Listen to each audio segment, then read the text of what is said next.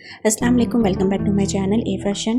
Less और थोड़ी सी designing के साथ जब हम नेक को स्टिच करते हैं तो ये देखिए किस तरह से खूबसूरत डिज़ाइन हमारा क्रिएट होता है। अगर आप इंटरेस्टेड हैं तो वीडियो को लास्ट तक देखिएगा। तो यहाँ पे देखिए मैंने एक बॉक्स ड्रॉ किया है जिसकी लंबाई और चौड़ाई भी मैंने आपके साथ शेयर कर दी है। राउंड शेप में जब हम नेक को ट्रेस करते हैं तो यहाँ पे देखिए इस तरह से जितनी हमारी नेक की लंबाई होती है ना, उससे हाफ लेने के बाद इस तरह से मार्किंग कर लें और फिर इस तरह से राउंड शेप में इसको ट्रेस कर लें। राउंड शेप नेक को आप जितना मर्जी डीप कर सकती हैं। यहाँ पे देखें, अगर आप इसको ज़्यादा डीप करना चाहती हैं तो नीचे से आप और इसको ट्रेस कर लें। तो अब यहाँ पे देखें हाफ इंच के ऊपर इस तरह से हम मार्किंग कर लेंगे। और टोटल जो मेरी पेपर पट्टी की लंबाई है वो 16.5 इंच है और इसकी चौड़ाई 6.5 इंच है। अब यहाँ पे देखें मैं 15.5 इंच के ऊपर मार्किंग करने के बाद हाफ इंच के ऊपर इस तरह से स्ट्रेट लाइन को ड्रॉ करूँगी।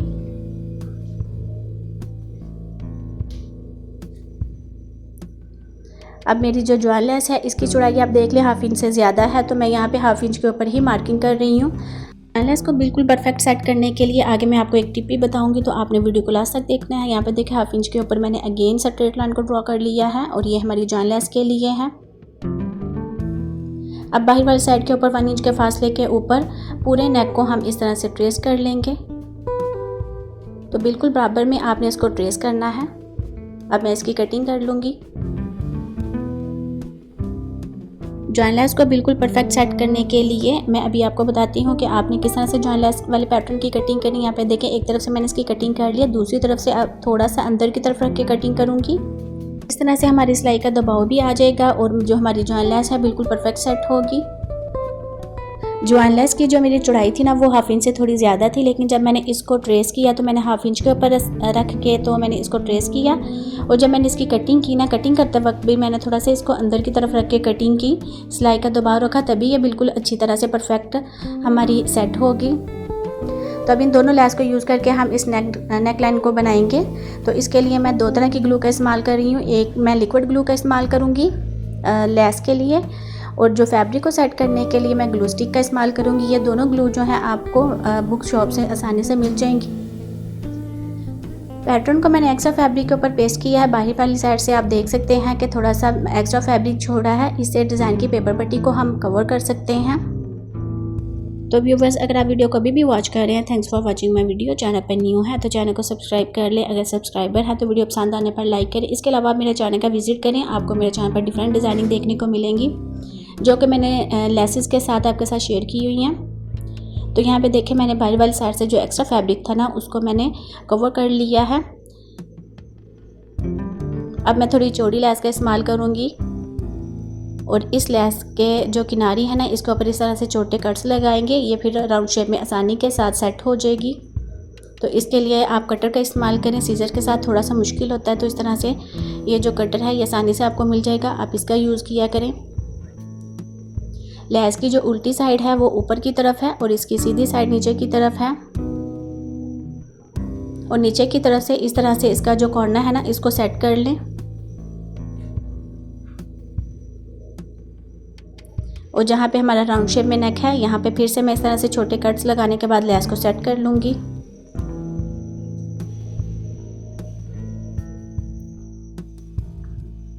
जो एक्स्ट्रा फैब्रिक है और एक्स्ट्रा लेस है इसको कट कर लेंगे। अब राउंड शेप में जो हमारा नेक है इसकी भी कटिंग करेंगे। तो यहाँ पे देखें ध्यान से कि बिल्कुल थोड़ा सा फैब्रिक छोड़ने के बाद आपने इसकी कटिंग करनी है, बिल्कुल पेपर पट्टी के साथ आपने इसकी कटिंग नहीं करनी। और ज्वाइन लेस के लिए जो हमारा पैटर्न है इसको भी बिल्कुल सेंटर से आपने कट करना है, दोनों साइडों से बिल्कुल बराबर आपने फैब्रिक को छोड़ के कट करना है। और नीचे की तरफ इस तरह से वी शेप में इसकी कटिंग करेंगे।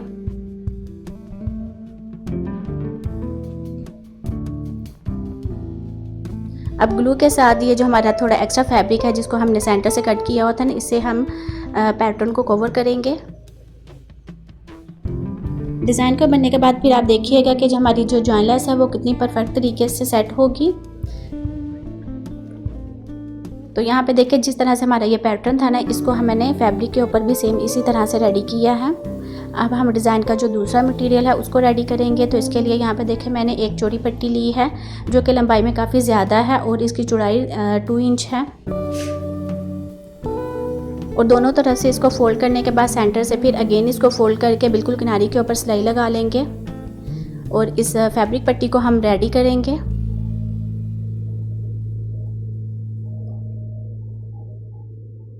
तो आपने यहाँ पे ध्यान रखना है कि कहीं से आपकी ये जो फैब्रिक पट्टी है कम या ज़्यादा नहीं होनी चाहिए, बिल्कुल बराबर में ये स्टिच होनी चाहिए। तो ये देखिए यहाँ पे हमारी स्टिचिंग मुकम्मल हो गई है। अब इसको एक दफ़ा आयरन करेंगे हम।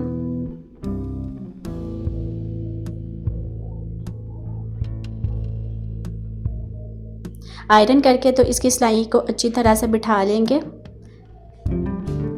अभी जो मैंने डिज़ाइन रेडी किया हुआ था ना, इसके ऊपर लिक्विड ग्लू का इस्तेमाल करूँगी मैं। और जो फैब्रिक पट्टी मैंने रेडी की है ना, इसको इस तरह से हम सेट करेंगे। तो बराबर फासले में आपने इसको सेट करना है, कहीं से कम या ज़्यादा नहीं होना चाहिए।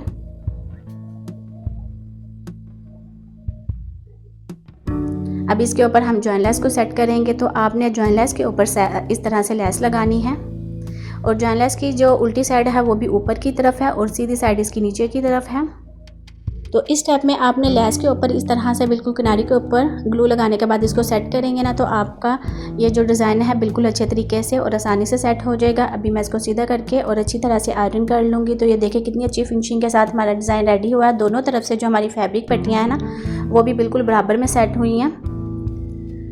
अभी मैं और फैब्रिक पट्टी को कट करूँगी और गुम तरीके के साथ लूप को स्टिच करना बताऊँगी।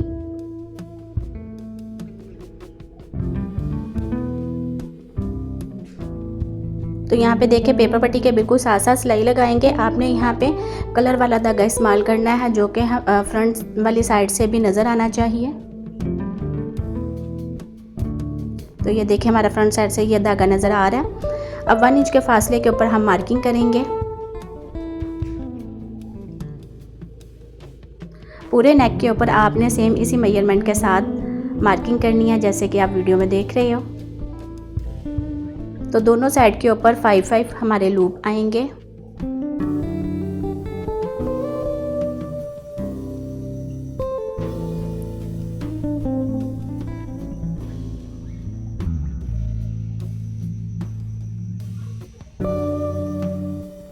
अब जो फैब्रिक पट्टी है ना, इसको इस तरह से फोल्ड करने के बाद हम इसको स्टिच करेंगे। इसकी जो बंद साइड है वो नेक वाली साइड की तरफ है। तो इसकी जो ओपन वाली साइड है ना, जो जिस साइड से मैंने इसको फोल्ड किया हुआ है, इसकी ओपन वाली साइड वो बाहर की तरफ आपने रख के तो इसको सेट करके स्टिच करना है। तो जहाँ जहाँ पे मैंने मार्किंग की हुई थी ना, वहाँ पे एक एक लूप लगा के तो इस तरह से स्टिच करेंगे और सिलाई के ऊपर ही सिलाई आनी चाहिए। तो यहाँ पे देखिए जो हमारा एक्स्ट्रा लूप वाला फैब्रिक है और जो लेस है, इसको बिल्कुल बराबर में कट कर लेंगे। डिज़ाइन की लुक आप देखिएगा कि कितनी अच्छी फिनिशिंग के साथ ये रेडी हो रहा है। तो आपने वीडियो को लास्ट तक देखना है और सभी टिप्स को फॉलो करना है। ये देखिए मैंने कंट्रास्ट में फैब्रिक डोरी निकाली है और साथ में ये देखिए चकोर में मैंने फैब्रिक लेने के बाद इसको इस तरह से ट्रायंगल शेप में फोल्ड कर लेंगे और डोरी को बीच में रख के तो स्टिच कर लेंगे। आप यहाँ पे मार्केट वाली डोरी भी इस्तेमाल कर सकती हैं, लेकिन लास्ट के ऊपर आप डिज़ाइन को देखिएगा कि जो मैंने घर पे ये वाली डोरी बनाने के बाद इसको सेट किया है तो ये ज़्यादा अच्छी लग रही है। इसको ओपन करने के बाद इस तरह से इसको राउंड शेप में हम कट कर लेंगे। दोनों को बराबर शेप में आपने कटिंग करनी है।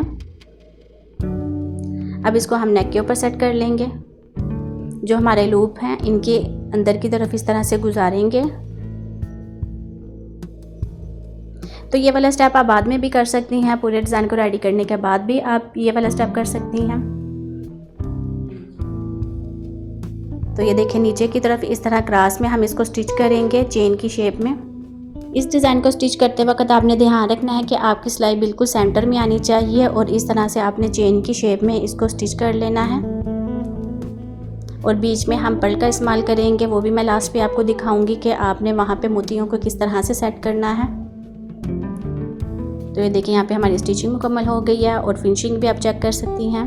यहाँ पे देखिए मैंने शर्ट वाला फैब्रिक लिया है, इसको उल्टा रखने के बाद इस तरह से इसका सेंटर करेंगे और नेक को भी उल्टा रख के तो स्टिच करेंगे। नेक का भी बिल्कुल आपने सेंटर कर लेना है और साथ में इसको पिन अप कर लेंगे। पिन करते वक्त आपने ध्यान रखना है कि आपकी जो गोल डोरी है ना, वो बीच में नहीं आनी चाहिए।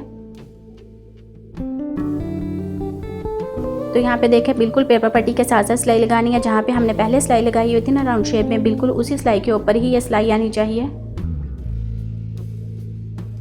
अब नेक की हम कटिंग कर लेंगे।